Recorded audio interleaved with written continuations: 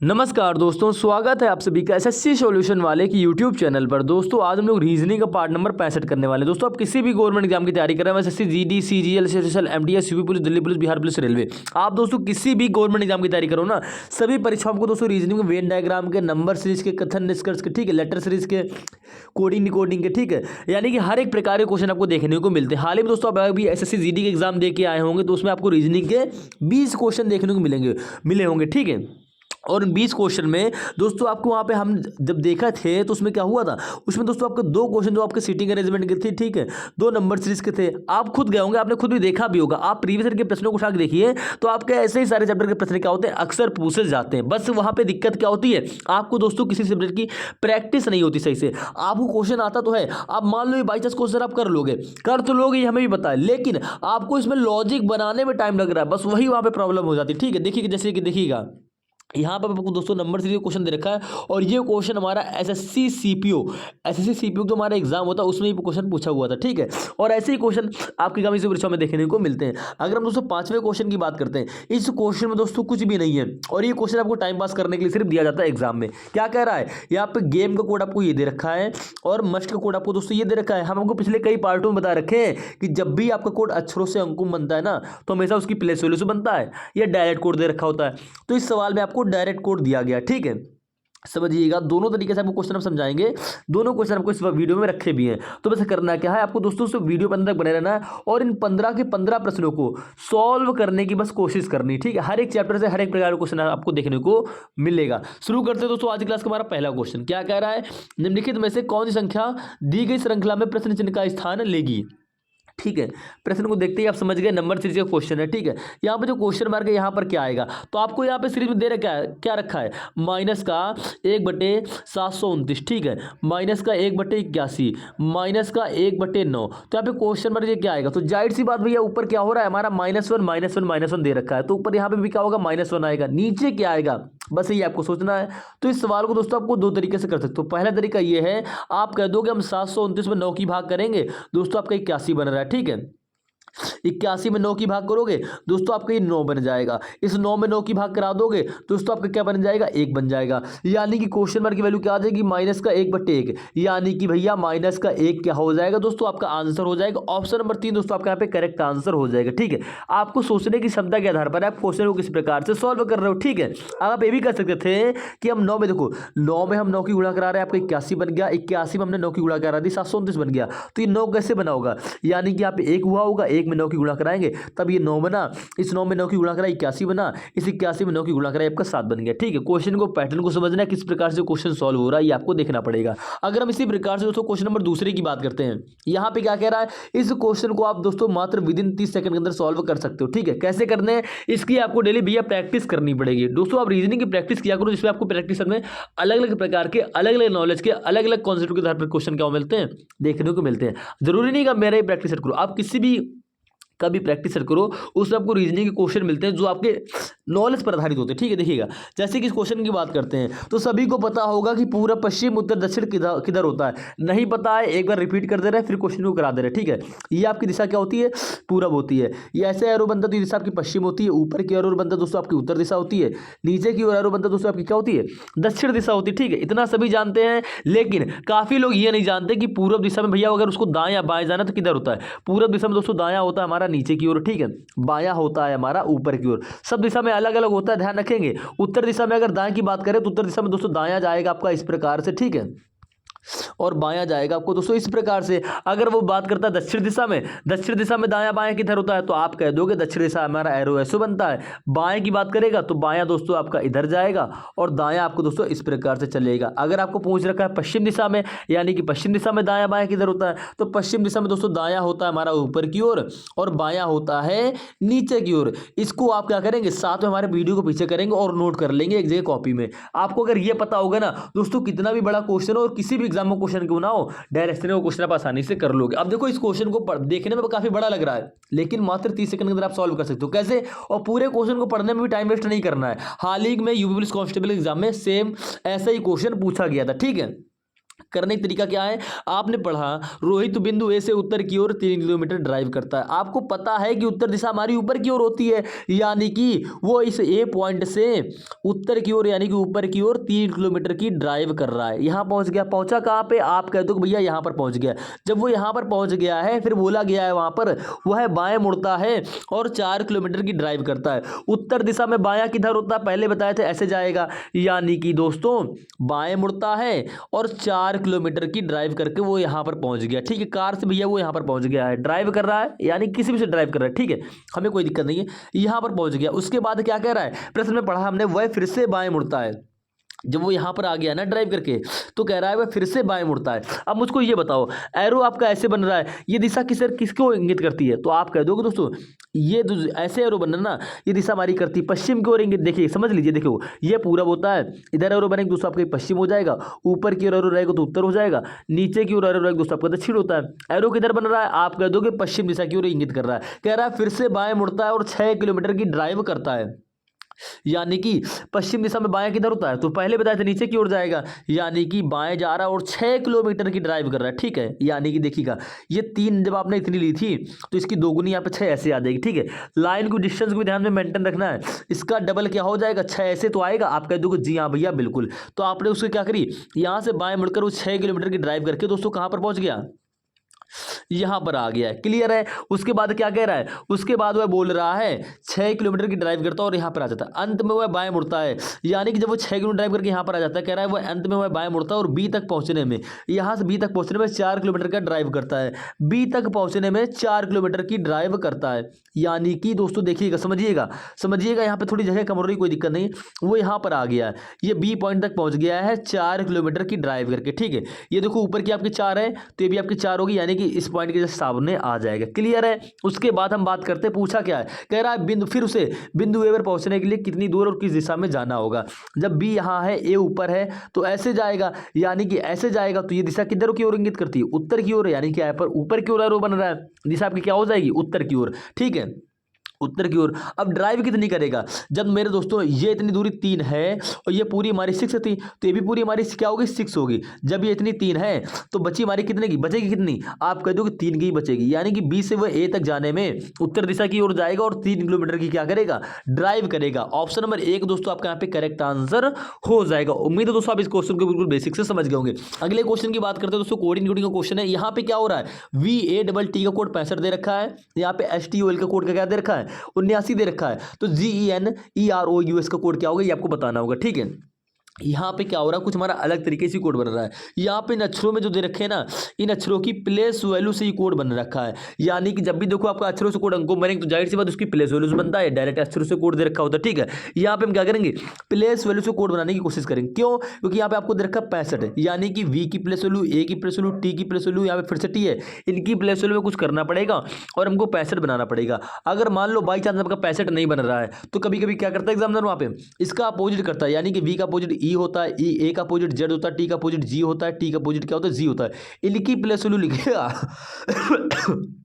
ठीक है, यानी कि इन अक्षरों का अपोजिट करके ये अपोजिट अक्षरों की प्लेस वैल्यू लिख के यह कोड आपको बनाने को देगा, यानी कि वो कुछ भी कर सकता है। आपको दोनों तरीके से क्वेश्चन को देखना पड़ेगा। ठीक है, पहला तरीका डायरेक्ट प्लेस वैल्यू से बनाने की कोशिश करो, अगर आपका नहीं बन रहा है तब आप वो तरीका वहां पे लगाएंगे। ठीक है, V की प्लेस वैल्यू क्या होती है, सभी जानते हैं V का स्थान 22 होता है, एक स्थान पहला होता है, यानी कि A की प्लेस वैल्यू 1 होती है, T की प्लेस वैल्यू 20 होती है, यहाँ पे फिर से T है, फिर से 20 लिख लेंगे, आपस में इनको जोड़ दो तो 20 20 40 20 60 और ये 3 हमारा दोस्तों क्या है, जोड़ने पर 63 आ गया। हमें बनाना क्या, 65, यानी कि 63 में अगर हम लोग 2 जोड़ दें तो दोस्तों क्या बन जाएगा, 65 बन जाएगा। आप कह दो कि जी हाँ भैया बिल्कुल। अब क्या सेम इसी प्रकार से आपका STOLK का कोड यहाँ पे बन रहा है, नहीं बन रहा है, कैसे बनाओगे, करने का तरीका क्या है, STOLK इनकी प्लेस वैल्यू में जोड़ना है डायरेक्ट और उसमें 2 जोड़ देना है लास्ट में। देखो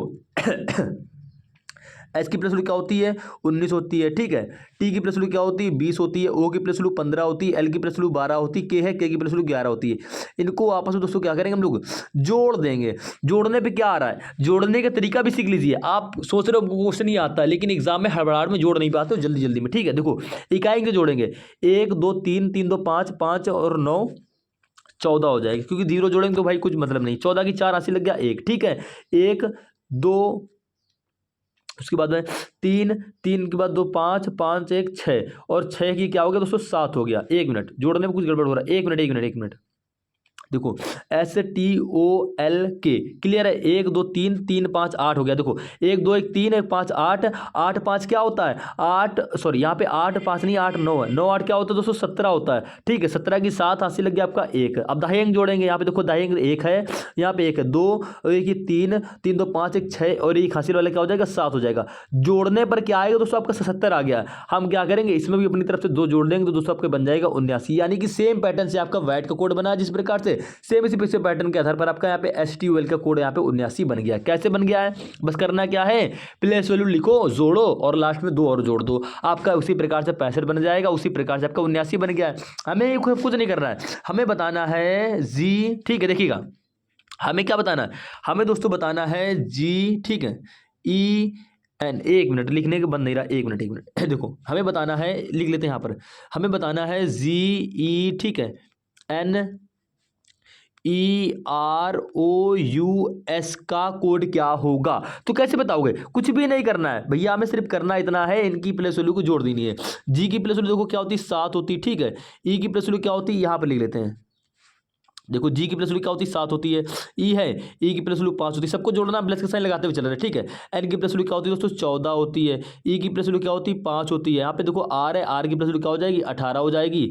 ओ है, ओ की प्लस वैल्यू होती है 15। उसके बाद क्या दे रखा है, उसके बाद आपको दोस्तों दे रखा है यहाँ पे US, यू की प्लस वैल्यू क्या होती है, आप कह दोगे यू की प्लस वैल्यू होती है 21 और एस की प्लस वैल्यू क्या होती है 19 होती है। ठीक है इतना यहां तक आपको जोड़ना है। अब जोड़ लीजिए, कैसे जोड़ेंगे, आप कह दोगे इकाई से जोड़ेंगे, 9 रे क्या हो जाएगा, 1 मिनट।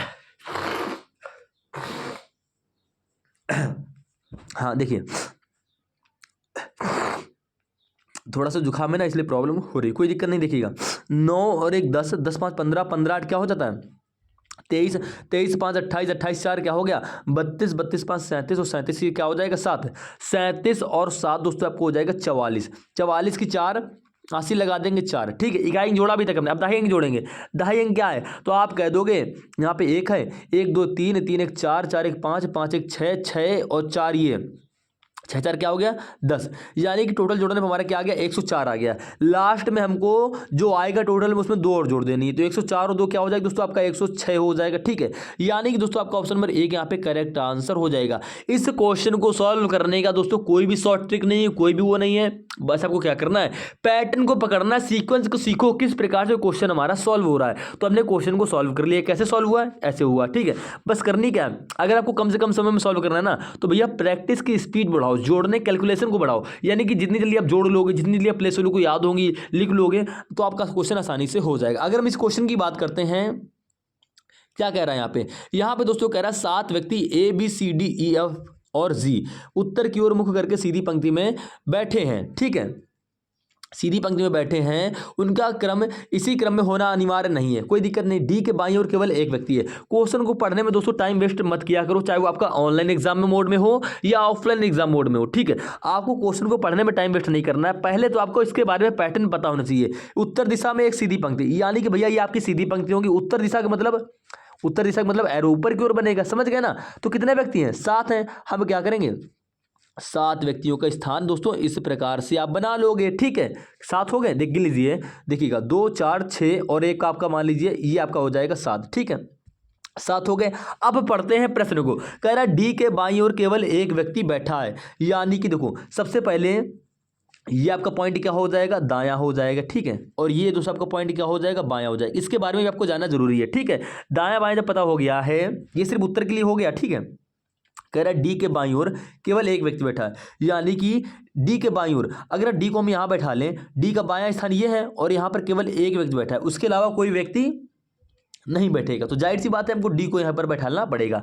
आगे हमने पढ़ा, आगे कह रहा है ए और डी के बगल में बैठा है, जो ए है डी के बगल में बैठा है। भाई ए यहाँ पर भी बैठ सकता है, ए यहाँ पर भी बैठ सकता है, क्यों? क्योंकि डी के बगल में बोला गया है, यानी कि 2 कंडीशनें वहाँ पे बन रही हैं। अब 2 कंडीशनों में हमारा ए यहाँ पर भी हो सकता है, यहाँ पर भी हो सकता है, क्योंकि दोनों हमारे बगल का स्थान है। तो हम क्लियर नहीं है, तो हम क्या करें, हम कहीं पर भी ए को बैठा लें। हम मान लो यहाँ पर ए को बैठा ले रहे हैं, ठीक है, यहाँ पर भी बैठ सकता है, हमने यहाँ पर बैठाया कुछ देर के लिए। ठीक है अभी पता चल जाएगा कहाँ पर बैठेगा, उसका क्लियर स्थान है। कह रहा है एफ और डी के बीच में केवल 2 व्यक्ति बैठे हैं।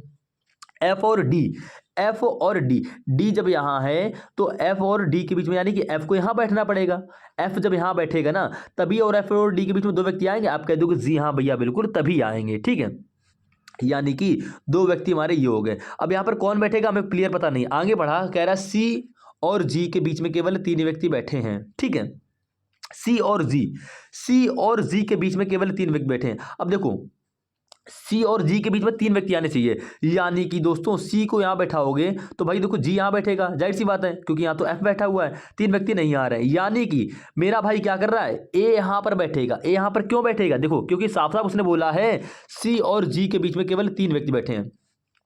ए को अगर हम यहां से हटा दें, ठीक है, यहां पे अगर हम लोग सी बैठा दें, यहां पर जी बैठा दें, क्लियर है। देखो ए, देखो जो ए है वो डी के बगल में ही रहेगा, तो यहाँ हमने ए को बैठा दिया, हम वहां बैठा रहे तो हमें दिक्कत हो रही थी। हमें सी और जी के बीच में 3 स्थान चाहिए, तो सी जब यहाँ बैठ जाएगा जी यहाँ बैठ जाएगा, और 3 स्थान देखो 1 2 3 स्थान यहाँ पे आ भी रहे, क्लियर हो गया। लेकिन मेरे भाई ये कन्फर्म नहीं है कि सी यहाँ बैठेगा जी यहाँ बैठेगा। भाई देखो यहाँ पर कुछ भी हो सकता है, आपका जी इधर बैठ सकता है, सी इधर बैठ सकता है, क्लियर है। तो हम क्या करते हैं, सी हमने यहाँ बैठा ला, जी हमने यहाँ बैठा ला, अभी पता चल जाएगा सही बैठा है या नहीं बैठा है, ठीक है। आगे बढ़ा, आगे कह रहा है ई और ए के बीच में केवल 2 व्यक्ति बैठे हैं, ई और ए। देखो ई और ए यहां पर जब बैठा है तो ई कहां है, यहां पर बैठेगा, तभी तो ई और ए के बीच में 2 व्यक्ति आ जाएंगे हमारे डी और सी, ठीक है। लेकिन सी और जी का भी क्लियर स्थान नहीं है। हम क्या करेंगे, प्रश्न में और पढ़ेंगे आगे क्या कह रहा है। आगे हमसे बोला गया है, ये क्या बोला गया है, कह रहा है जी बी जो है जी के ठीक बगल में नहीं है, जो बी है वो जी के बगल में नहीं है। अब देखो अगर हम लोग जी के बगल में बी, यानी कि बी यहाँ नहीं होना चाहिए, और हमारा सिर्फ यही स्थान बच रहा है, यानी कि मेरे भाई सी और जी के स्थान हमें चेंज करना पड़ेगा, ठीक है। हम क्या करेंगे, हम जी को सी के स्थान पे बैठा लेंगे, जी और सी आपका यहाँ पर आ जाएगा, ठीक है। भाई मेरे जी और सी का स्थान चेंज कर रहे हैं, क्यों कर रहे हैं, क्योंकि इसने साफ साफ बोला है बी जो है वो जी के बगल में नहीं होगा। अगर हम लोग जी को यहां बैठा रहे हैं और भाई हमारे सारे स्थान भर चुके, सिर्फ यही स्थान बच रहा है, तो बी को ऑलरेडी यहीं पर बैठना पड़ेगा, लेकिन वो कह रहा है जी के बगल में बी नहीं होना चाहिए, यानी कि ये कंडीशन फॉलो करने के लिए हमें सी और जी का स्थान चेंज करना पड़ेगा। तो मेरे भाई जी यहां पर आ जाएगा, ठीक है, और सी यहां पर आ जाएगा, तो सी के बगल में एक स्थान बच रहा है बी, तो बी हमारा यहां पर बैठ सकता है, लेकिन जी के बगल में तो बी नहीं है ना।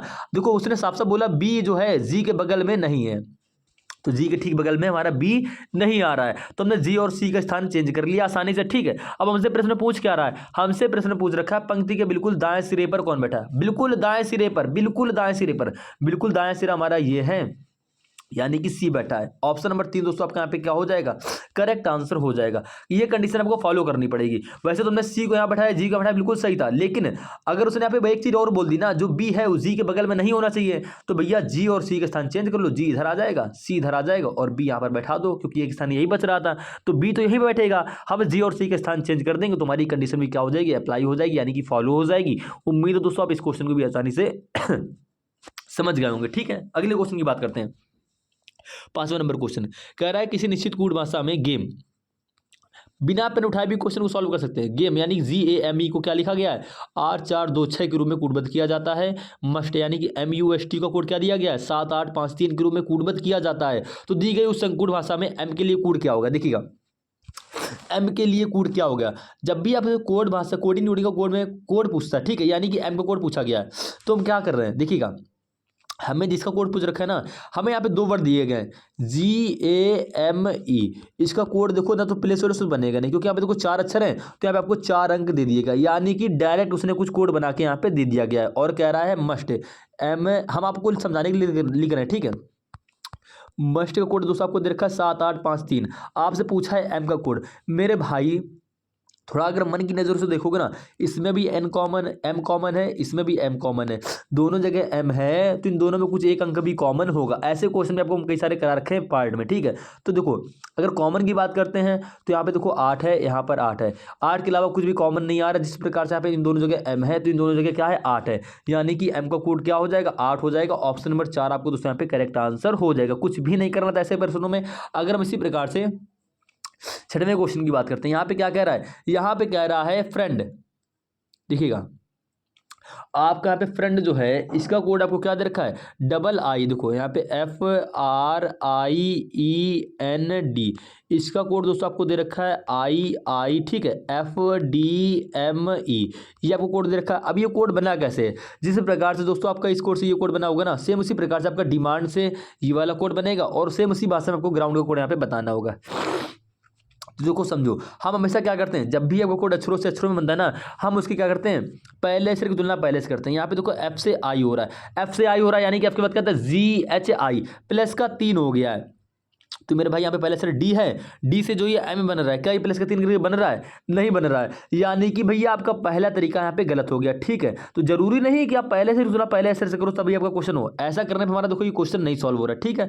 दूसरा तरीका क्या है, पहले की तुलना लास्ट वाले से करो। यहाँ पे एफ से क्या बन रहा है, ई बन रहा है, माइनस का 1 करके बन रहा है, क्या आपका यहाँ पे डी से ये ए बन रहा है माइनस का 1 करके नहीं बन रहा है, यानी कि ये तरीका भी आपका गलत हो गया। यानी कि ऐसे चेक करते हो, देखो क्वेश्चन को चेक करने का तरीका आपको बता रहे हैं, ठीक है। क्वेश्चन तो आप आसानी से कर सकते हो, कैसे दिखेगा इसमें, यहाँ पे देखो आपके दोनों तरीके गलत हो गया, पहले से पहले में गलत हो गया, दूसरे पहले से तुलना लास्ट वाले से करने में हमारा तरीका क्या हो गया, गलत हो गया, ठीक है। अब हमारा बचता है क्रॉस मेथड। हमने क्या किया, अगर थोड़ा ध्यान से देखोगे ना, यहाँ पे शुरुआत के 3 अक्षर उठाओ, यहाँ पे देखो क्रॉस मेथड लगा दो, आई आपका इधर आ गया, ये एफ आपका इधर आ गया, ठीक है। उसके बाद में लास्ट के 3 अक्षर उठाओ तो देखो डी आपका इधर आ गया और ई आपका इधर आ गया। हमेशा ऐसे ही फॉर्म में लिखा करो, यानी कि जो कोड आपको दिया गया ऐसे, और जिस देखो ये जो कोड दिया गया था यानी कि FRIEND से क्या बना था, ये कोड बना गया था, तो उसको ऊपर नीचे लिख लो, तो इसमें हमें क्रॉस मेथड लगाने में आसानी रहती है। हमने शुरुआत के 3 अक्षर उठाए, आई को देखो यहाँ पे रख दिया, एफ को हमने यहाँ पे रख दिया, सेम वैसे दे रखा है, और जब बस बीच वाला अक्षर में क्या कर रहा है, चेंजमेंट कर रहा है। देखो यहाँ पे आर से आई किस तरीके से बन सकता है, तो जो हमने आपको पहले कहा है, आपको A to Z की प्लेस वैल्यू, अपोजिट अक्षर, वॉवेल, कॉन्सोनेंट याद होगे ना, तभी आप सारे क्वेश्चन को आसानी से सॉल्व कर लोगे, चाहे वो अक्षरों से कोड अक्षरों में बन रहा हो या अक्षरों से कोड आपका अंकों में बन रहा हो, ठीक है। सभी में आपको अपोजिट अक्षर की जरूरत होती है। तो मेरे भाई उसने बीच वाले अक्षर में क्या किया है, आर का अपोजिट क्या होता है, आर का अपोजिट दोस्तों होता है आई, तो उसने आर का कोड यहाँ पे आई इस प्रकार से बना दिया, ठीक है। उसी प्रकार से उसने लास्ट के 3 अक्षर उठाए, डी को यहाँ पर ला दिया, ई को ऐसे ला दिया क्रॉस मेथड से, जो बीच वाला अक्षर है, बीच वाला अक्षर क्या है, एन है, एन का अपोजिट क्या होता है, एम होता है, बस उसने एन से यहाँ पे एम इस प्रकार से बना दिया, कुछ भी नहीं किया है, बस आपको लॉजिक समझना है, ठीक है। इसी प्रकार से देखो अब आपका DEMAND, इसमें भी यही हो रहा है, कोड क्या दे रखा है, कोड इसका दे रखा है MVDDMA। आप सारे लॉजिक आप लगा के थक गए होगे, कौन सा, पहले से की तुलना पहले से। भाई देखो यहाँ पे आपका F से I तो बन रहा है, ठीक है, लेकिन मेरे भाई यहाँ पे D से तो आपका पहला अक्षर यहाँ पे M भी तो नहीं बन रहा, उसी पैटर्न से बनना चाहिए ना, क्योंकि सेम कूट भाषा का प्रयोग हुआ है। तुम्हारे सभी तरीके गलत हो गए। हमने ध्यान से देखा कि देखो ये अक्षर हमको यहाँ पे सेम मिल रहा है, ये अक्षर हमको यहाँ पे सेम मिल रहा है, सिर्फ बीच वाला अक्षर चेंज हो रहा है, ठीक है।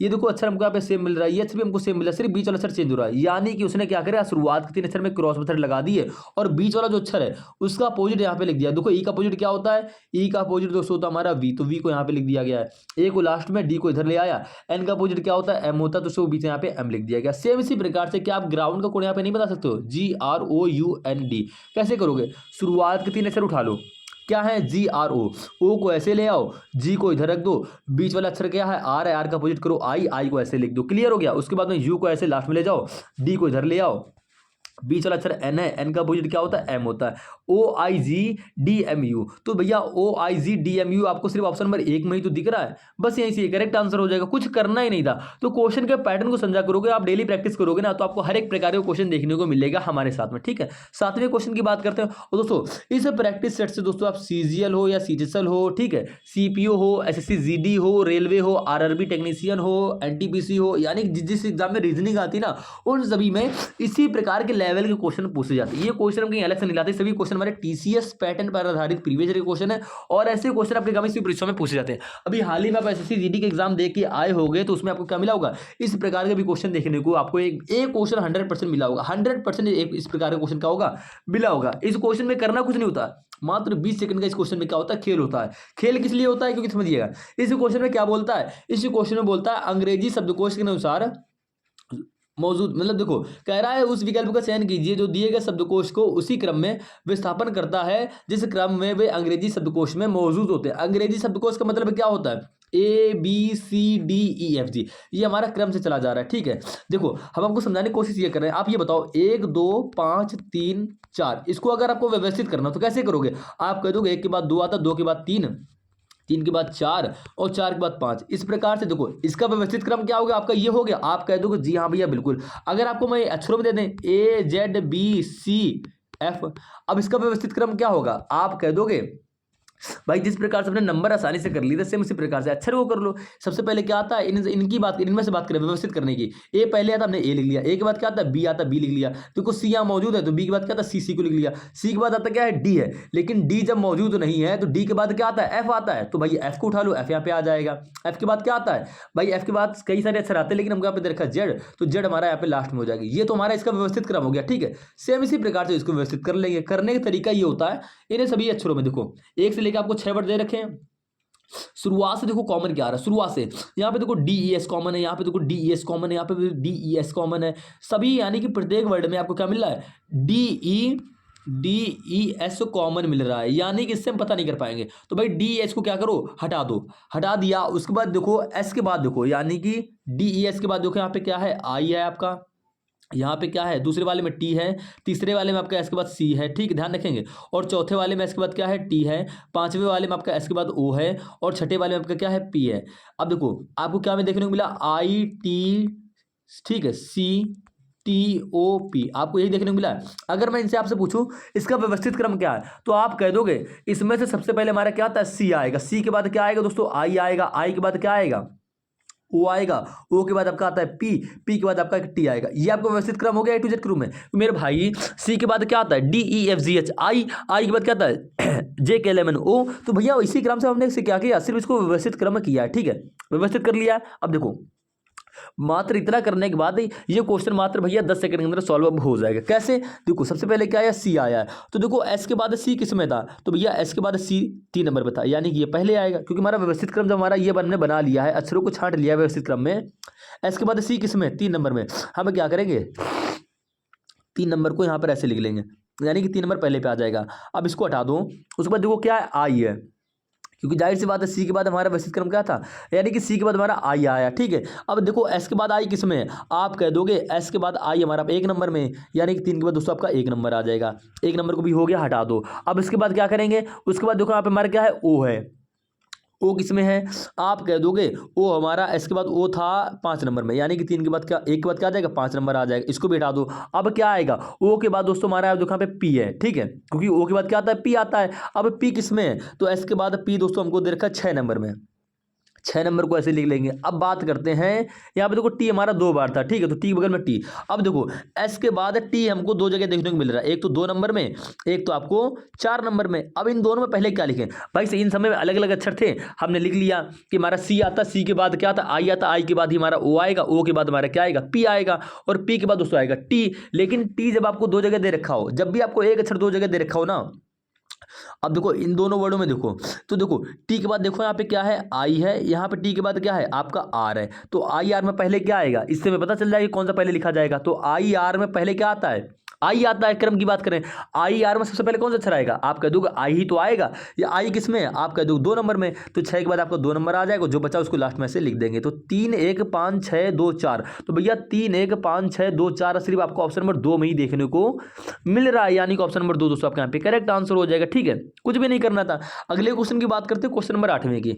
देखो ये तुम्हारा वेन डायग्राम का क्वेश्चन होता है ना, ये दिखने में तो आपके आसान होते हैं, लेकिन सबसे ज्यादा कंफ्यूजन यही होता है भाई। हाल ही में यूपी पुलिस का जो एग्जाम हुआ था उसमें एक क्वेश्चन आया था, भारत, ठीक है, गुजरात और सूरत, इसके बीच में डायग्राम बनाने को आया था। तो काफी लोगों ने क्या किया था, अलग अलग कर दिया था आंसर। लेकिन इसका आंसर क्या हो गया, भारत के अंदर क्या आता है, गुजरात आता है, गुजरात के अंदर क्या दोस्तों सूरज है। ये मतलब ये डायग्राम आपका सही होगा। काफी लोग वहां पे ऐसे ऐसे करके ये वाला डायग्राम सही करके आए थे, मतलब ऐसा करके आए थे, ठीक है, क्योंकि ऑफलाइन उन्होंने पेपर हुआ था तो सभी क्वेश्चन वहां पे देखे गए थे, किस प्रकार से क्वेश्चन किसने सॉल्व किए हैं, ठीक है, पेपर देखे थे तो उसमें आपको देखने को मिला था।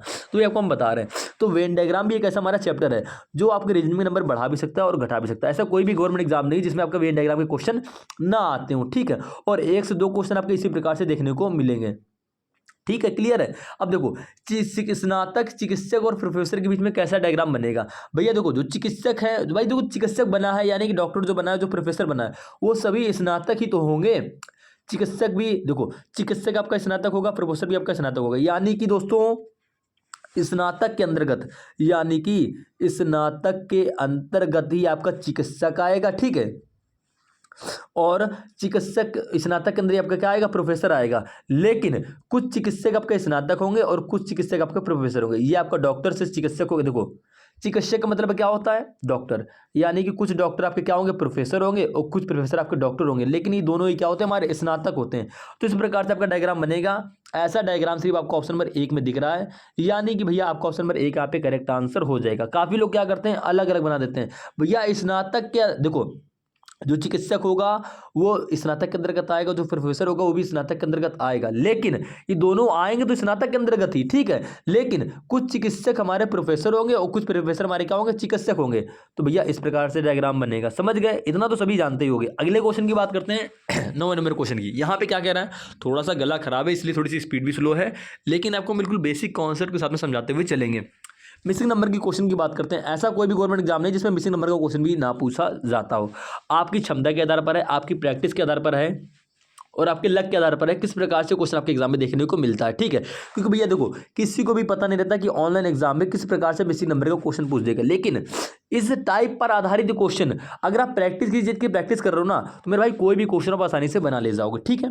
यहाँ पे आपको करने का तरीका, आपको देखो मिसिंग नंबर के क्वेश्चन को करने का तरीका क्या होता है, जब भी आपके बॉक्स वाले आ जाएंगे ऐसे क्वेश्चन और आपको क्वेश्चन नंबर कहीं भी दे दें, करने का तरीका ये होता है, जब भी आपको देखो बॉक्स के अंदर ऐसी संख्याएं दे रखी हो ना, हमेशा हम क्या करते हैं, बड़ी संख्याओं को ढूंढते हैं। देखो बड़ी संख्या पे 32 है, यहाँ पे 24 है, यहाँ पे 70 है, यहाँ पे क्वेश्चन मार्क है, तो हम क्या करें, हम छोटी संख्याओं से हमेशा बड़ी संख्या बना सकते हैं, क्लियर है, सभी जानते हो।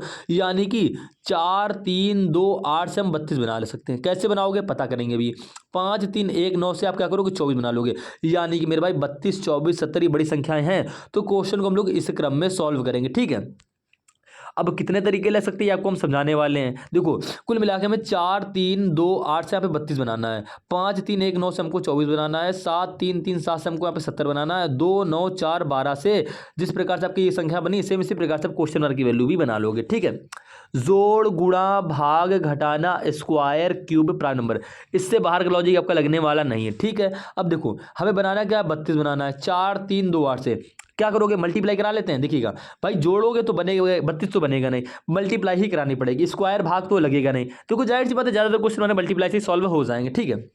देखो 4 3 12 12 दूनी 24, अब 24 अट्ठी करोगे, हमें सिर्फ बनाना 32। हमने क्या करा, 4 3 12 12 दूनी 24 24, यानी कि तीनों की आपस में गुणा करा ली, क्या आया 32 24 आया, ठीक है। 4 3 12 दूनी 24 24 में अगर हम लोग दोस्तों ये वाला 8 जोड़ दें तो क्या आपका 32 नहीं बनेगा, आपका जो 32 हमारा बन रहा है। यानी कि शुरुआत के 3 नंबर की गुणा करा दो, यानी कि 5 3 15 15 एक नंबर क्या हो जाएगा, गुणा कराने में क्या आया 15 आया, 15 में ये 9 जोड़ दो, 15 9 क्या होता है दोस्तों 24, आपको 24 भी दोस्तों बन गया। सेम इसी प्रकार से आगे बढ़ जाओ, बढ़ने का मतलब ये 7 21 21 टाइम क्या होता है दोस्तों 63, गुणा कराने पे क्या आ गया इन तीनों नंबर का 63 आ गया, 63 में 7 ही वाला जोड़ दो, आपका क्या आ जाएगा 17 आ जाएगा। यानी कि आगे की 3 नंबर की गुणा करो, चौथा नंबर उसमें जोड़ दो और आपकी बड़ी वाली संख्या बन रही है, ठीक है। सेम इसी प्रकार से कुछ भी नहीं करना है। आगे के 3 नंबर क्या है, 2 9 4 गुणा कराओ, 2 9 18 18 जो कि क्या होता है दोस्तों 72 होता है। चौथा नंबर क्या है 12, 72 में 12 जोड़ दो क्या हो जाता है 84, 72 12 क्या होता है 84 होता है। यानी कि ऑप्शन नंबर 1 आपका यहाँ पे करेक्ट आंसर हो जाएगा। अगले क्वेश्चन की बात करते हैं। 6 मित्र एक वृत्ताकार स्थिति में बैठे हुए हैं, सभी केंद्र की ओर मुख करके बैठे हैं, ठीक है।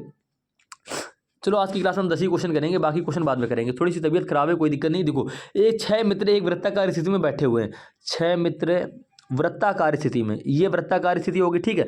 केंद्र कहाँ होगा, वृत्त के अंदर बीचों बीच में हो जाएगा। वे सभी केंद्र की ओर मुंह करके बैठे हैं, क्लियर है, बैठ गए, केंद्र हमारा ये हो गया।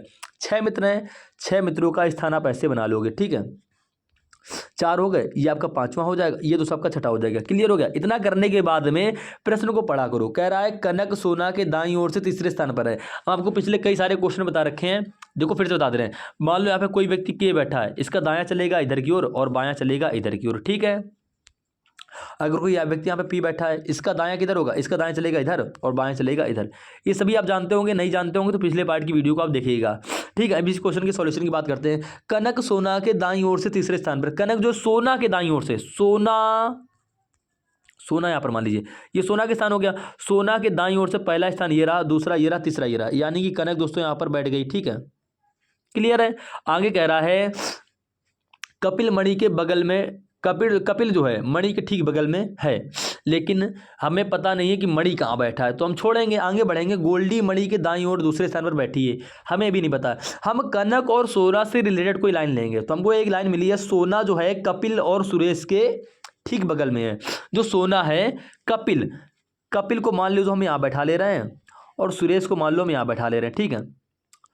अब यहाँ पे सुरेश की जगह कपिल बैठ सकता है और कपिल की जगह सुरेश बैठ सकता है, ठीक है। क्लियर नहीं है, लेकिन हमने ऐसे बैठा लिया, ठीक है। अब आगे बात करते हैं, अभी गलत होगा तो हमें पता चल जाएगा ना। कह रहा देखो सोना जो है वो कपिल और सुरेश के बगल में इस प्रकार से तो बैठेगी, आप कह दो जी हाँ भैया बैठी, ठीक है, क्लियर है।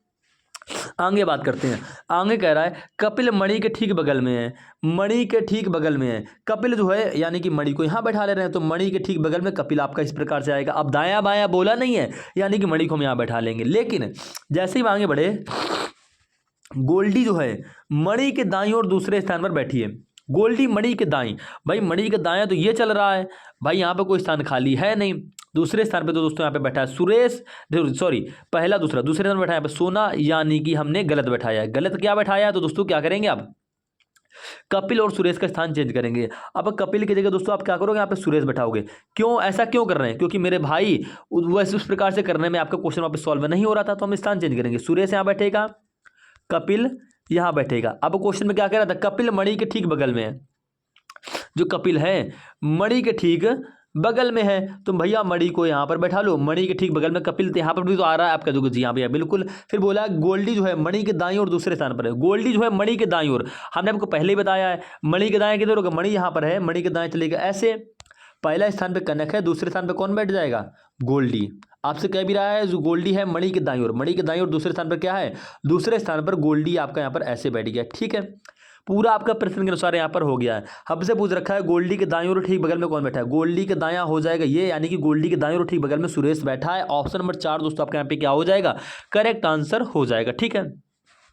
चलो अगले क्वेश्चन की बात कर लेते हैं, थोड़ी क्वेश्चन बचे, चलो कर लेते हैं, ठीक है। कह रहा है देखो कथन निष्कर्ष का क्वेश्चन है, और इस क्वेश्चन में क्या करना है आपको, कथन क्या कह रहा है, कथन कह रहा है सभी फूल पेड़ हैं और सभी पत्ते फूल हैं। देखो कथन में कह रहा है सभी फूल पेड़ है और सभी पत्ते फूल हैं, तो हम क्या करेंगे, सभी पत्ते फूल हैं और सभी फूल पेड़ है, तो हम क्या करेंगे, पहले पत्ते वाला का डायग्राम बनाएंगे। डायग्राम से क्वेश्चन को किया करो, सभी पत्ते यानी कि दोस्तों सभी पत्ते, यानी कि पत्ते का सभी भाग क्या हो जाएगा दोस्तों, फूल हो जाएगा। सभी पत्ते क्या हो गए आपके दोस्तों, फूल हो गए। इस प्रकार से बना लिया आपने। फिर उसने बोला है सभी फूल पेड़ है, फूल का सभी भाग दोस्तों पेड़ के अंतर्गत आपका इस प्रकार से आ जाएगा, क्लियर है। इस प्रकार से आपका डायग्राम बनेगा। अब बात करते हैं निष्कर्ष की। निष्कर्ष कह रहा है सभी पेड़ फूल हैं, सभी पेड़ फूल होंगे, नहीं भाई सभी फूल पेड़ होंगे, सभी पेड़ फूल नहीं होंगे भैया, कुछ पेड़ आपके फूल हो सकते हैं, क्योंकि पेड़ के अंतर्गत फूल का हिस्सा आ रहा है, यानी कि कुछ पेड़ फूल होंगे, लेकिन सभी पेड़ आपके फूल नहीं होंगे। तो निष्कर्ष नंबर दोस्तों भैया आपका क्या हो जाएगा, यहाँ पे एक गलत हो जाएगा।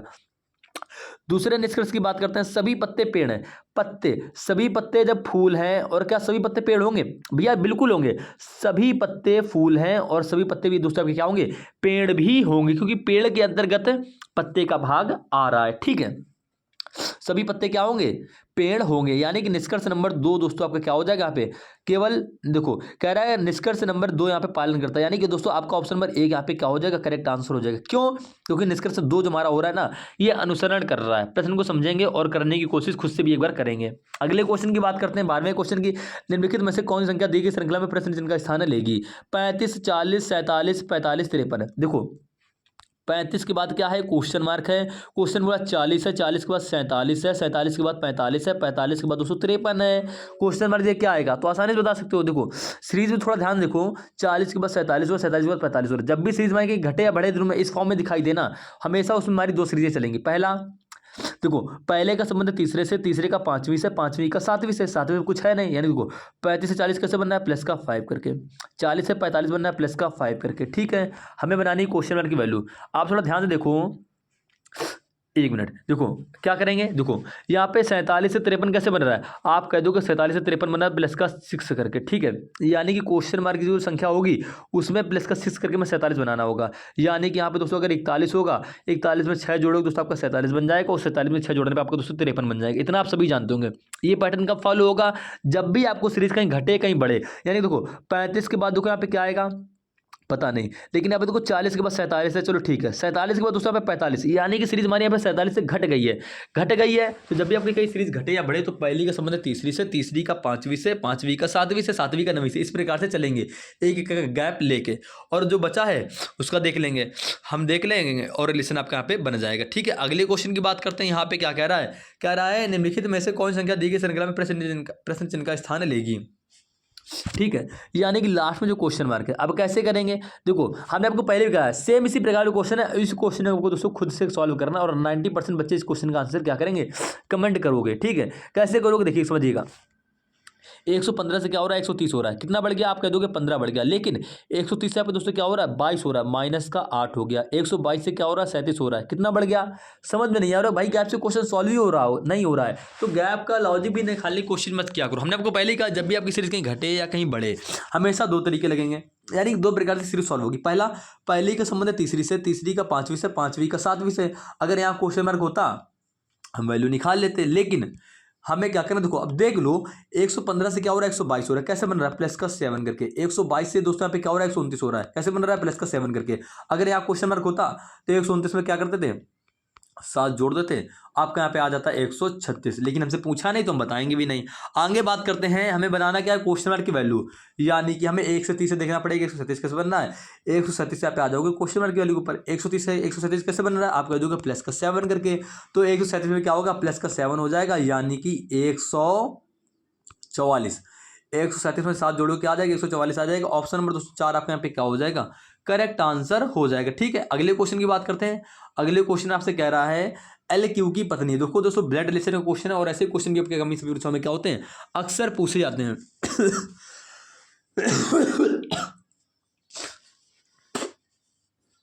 तो इस क्वेश्चन में हो क्या रहा है? स्टेप बाय स्टेप पढ़ना है। कह रहा है एल क्यू की पत्नी है। एल जो है क्यू की पत्नी है। एल पत्नी है क्यू की। देखो मेल के लिए हमेशा प्लस का साइन लोगे, फीमेल के लिए दोस्तों हमेशा क्या लोगे? माइनस का साइन लोगे। एल क्यू की पत्नी है। जो एल है वो पत्नी हो रही है, यानी कि फीमेल हो रही है। किसकी पत्नी हो रही है? क्यू की पत्नी हो रही है। ठीक है, इस प्रकार से इतना तो आप सभी जानते हैं। क्यू प्लस मेल है यानी प्लस का साइन ले लेंगे।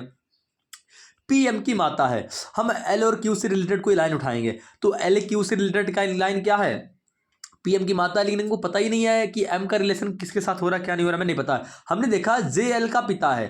देखो एल और क्यू से रिलेटेड मिली, एल से रिलेटेड एक लाइन हमको मिल गई। जे जो है एल का पिता है। एल का पिता यानी कि एल के ऊपर क्या आ जाएंगे? उसके पिता जे आ जाएंगे। इस प्रकार से यानी जे पिता है तो जे के ऊपर प्लस का साइन आप ले लोगे। क्यों? क्योंकि मेल के लिए प्लस का साइन और फीमेल के लिए माइनस का साइन। क्लियर है? तो एल जो है, एक मिनट क्या बोला गया है? जे जो है एल का पिता है। तो ठीक है, जे है भैया एल का पिता हो रहा है, यानी कि माता पिता ऊपर जाएंगे और संतान उसकी नीचे रहेंगी। तो एल संतान है तो एल नीचे रहेगा। आगे बढ़ते हैं तो कह रहा है देखो अब जे एल क्यू से एक रिलेटेड बनेंगे। ठीक है, तो कह रहा है जे एच का पति है। देखो यहीं से आपका सीक्वेंस बनता हुआ चला जाएगा। आप भाई जब क्वेश्चन की प्रैक्टिस करोगे ना तो अपने आप सीक्वेंस बनाते हुए चले जाओगे। हमको बताने की जरूरत ही नहीं पड़ेगी कि कौन सी लाइन ले कौन सी लाइन ना ले। भैया देखो जे एल का पिता है, एल का पिता जे हो गया। अब हमको जे एल क्यू से एक रिलेटेड लाइन लेंगे तभी आपका संबंध आगे बढ़ेगा, यानी कि रिलेशन का डायग्राम आगे बनेगा सही से। ठीक है, तो जे एच का पति है। जे जो है एच का पति है। जे पति हो रहा है किसका? एच का, यानी कि एच फीमेल हो जाएगी। आगे बात करते हैं, एम एच की बहन है। देखो हमको अब देखो एम एच से देखो यहाँ पे एच आ गया, हमें एक लाइन मिली थी एम एच की बहन है। तो एच यहाँ पर जब है तो एच जो है वो एम की बहन है। एच बहन हो रही किसकी? एम की। अब देखो एम यहाँ पे लड़का भी हो सकता है, लड़की भी हो सकती है। ठीक है, क्लियर नहीं है? आगे बढ़ते हैं, मतलब जनरल इसका कुछ भी हो सकता है। आगे बढ़ेंगे तो आगे क्या कह रहा था? ये तो हमने लाइन छोड़ी थी, पी एम की माता है। ठीक है, जो पी है वो एम की माता, यानी कि एम की माता कौन है दोस्तों? पी है। क्लियर हो गया? देखो जो पी है वो एम की माता होगी, तो भैया जो पी होगी वो एच की भी माता होगी, यानी कि दोनों आपस में बहनें होंगी या भाई बहन हो गए। इनकी माता कौन है? पी है। अब मुझको ये बताओ जे एच का क्या है? तो भैया जे एच का पति है, यानी कि पी जे की क्या लगेगी? तो पी जो है वो जे की लगेगी सास और जे लगेगा पी का दामाद। पूरा रिलेशन का डायग्राम क्लियर होता चल रहा। ठीक है, आपका पूरा डायग्राम यहाँ पे बन गया है। आपसे पूछा है पी का एल से क्या संबंध है? भैया जे एच की पत्नी है, सॉरी जो एच है ना उस जे की पत्नी है और एच जे की संतान क्या है? एल है। आप मुझको ये बताओ, आप खुद के ऊपर रखो, आपके पिता और आपकी मम्मी ठीक है, ये आप हो। आपकी मम्मी की माँ आपकी क्या लगेगी? आप पे तो हमारी नानी लगेगी। आपको समझ में आ रहा है ना? तो क्या आप इसी प्रकार से डायग्राम में देख के नहीं बता सकते हो? देखो, जे और एच की संतान क्या है? एल है। एच की माता कौन है? पी है। पी जब एच की माता है तो पी का एल से क्या रिलेशन होगा? भैया आप हो, आपकी मम्मी की मम्मी आपकी क्या लगेंगी? नानी लगेंगी। यानी दोस्तों आपका ऑप्शन नंबर 3 यहाँ पे करेक्ट आंसर हो जाएगा। इस क्वेश्चन को भी आप क्या करोगे? खुद से सॉल्व करोगे, तब आगे वीडियो देखोगे। ठीक है, चलो आखिरी क्वेश्चन भी कर लेते हैं। 15वां क्वेश्चन क्या कह रहा है? एक बिंदु एक बिंदु सॉरी, देखिए ध्यान से देखेंगे। एक व्यक्ति बिंदु जेड से चलना शुरू करता है, दक्षिण की ओर 7 किलोमीटर जाता है। चलना तो शुरू करता है, किधर जाता है? दक्षिण की ओर 7 किलोमीटर। इसके पहले एक क्वेश्चन कराया था, उसमें आपको डिटेल वीडियो में बता दिए थे। ठीक है, सबको डिटेल में कौन सी दिशा किधर होती है फिर भी बता दे रहे हैं। ये आपका होता है पूरब, ये पश्चिम, ऊपर की ओर उत्तर, नीचे की ओर दक्षिण। अब करना क्या है? एक व्यक्ति बिंदु जेड से चलना शुरू करता है दक्षिण की ओर, यानी कि ये मान लीजिए आपका जेड बिंदु है, दक्षिण की ओर कितना जा रहा है? 7 किलोमीटर। ठीक है, यहाँ पर आ गया है 7 किलोमीटर जाता है और वहाँ से दाएं मुड़ता है और 5 किलोमीटर चलता है। दक्षिण दिशा में दायां किधर होता है? इधर की ओर जाएगा। ठीक है, यानी कि 5 किलोमीटर जाता है, तो 5 किलोमीटर डिस्टेंस कितनी होगी? 7 से कम होगी, यानी कि इतनी बड़ी लाइन आप यहाँ पे लोगे। 5 किलोमीटर जा रहा है। ठीक है, यहाँ पे हमने लिख लिया 5 किलोमीटर। उसके बाद क्या कह रहा है? उसके बाद कह रहा है दाएं मुड़ता है और 3 किलोमीटर जाता है। जब वो यहाँ पर आ गया ना, यहाँ से वह दाएं मुड़ा, अब ऐसा एरो बन रहा है, यानी कि ये दिशा आपकी होती है पश्चिम। पश्चिम दिशा में दायां होता है दोस्तों आपका ऊपर की ओर, जा कितना रहा है? 3 किलोमीटर। साफ साफ दे रखा है ना, देखो दाएं मुड़ता है और 3 किलोमीटर चलता है। 3 किलोमीटर चला, वो यहाँ पर आ गया। ठीक है, फिर दाएं मुड़ता है। अब एरो आपका ऐसे बन रहा है। अब ये दिशा आपकी होती है उत्तर। प्रैक्टिस करोगे अपने आप से कर लोगे। अभी ऐसे एरो बन रहा है, यानी कि उत्तर दिशा में। अब उत्तर दिशा में दाएं मुड़ रहा है और कितना जा रहा है? दाएं मुड़ता है और 1 किलोमीटर चलता है। दाएं यहाँ से मुड़ेगा और 1 किलोमीटर जाएगा, इस प्रकार से। ठीक है, उसके बाद कह रहा है फिर वह बाएं मुड़ता है। जब देखो अब एरो आपका ऐसे बन रहा है यहाँ से। ठीक है, ये दिशा आपकी होती है पूरब। अब कह रहा है 1 किलोमीटर चलने के बाद में वह वहां से बाएं मुड़ता है। पूरब दिशा में बायां किधर होता है? ऊपर देखो ऐसे एरो बन रहा है, यानी पूरब दिशा आएगी। अब ठीक है, पूरब दिशा हो गई तो बायां होता है ऊपर की ओर, और कह रहा बाएं मुड़ता है और एक्स बिंदु पर पहुंचने के लिए 4 किलोमीटर चलता है। यहाँ से बाएं मुड़ा, एक्स बिंदु पर पहुंचने के लिए कितना चल गया? 4 किलोमीटर चल गया। वो फाइनली यहाँ पर आ गया। आपसे क्या पूछ रहा है? आपसे पूछ रहा है जेड जेड पर पहुँचने के लिए अब उसे कितना और किस दिशा में चलना होगा। मेरे भाई क्वेश्चन की डिस्टेंस अगर आपने सही ली होगी ना तो आसानी से क्वेश्चन का आंसर आपका निकल आ गया। वो यहाँ पर आ गया। अब उसको जाना क्या? उसने शुरुआत कर दी जेड पॉइंट, यानी कि यहाँ से। ठीक है, उसको यहाँ जाना है। किस दिशा में जाएगा? अगर आपसे दिशा पूछें, वो है यहाँ पर, वो ऐसे जाएगा, यानी कि एरो आपका ऐसे बनेगा। ठीक है, तो ये ऐसा एरो किधर बनता है? पूरब दिशा में। ठीक है, यानी कि पूरब दिशा में तो जाएगा। कितना जाएगा अब आपको ये बतानी है। तो भैया डिस्टेंस कैसे निकालोगे? तो आप कह दोगे, देखो डिस्टेंस निकालने के लिए क्या करोगे? ये आपकी पूरी क्या है? 5 है। ठीक है,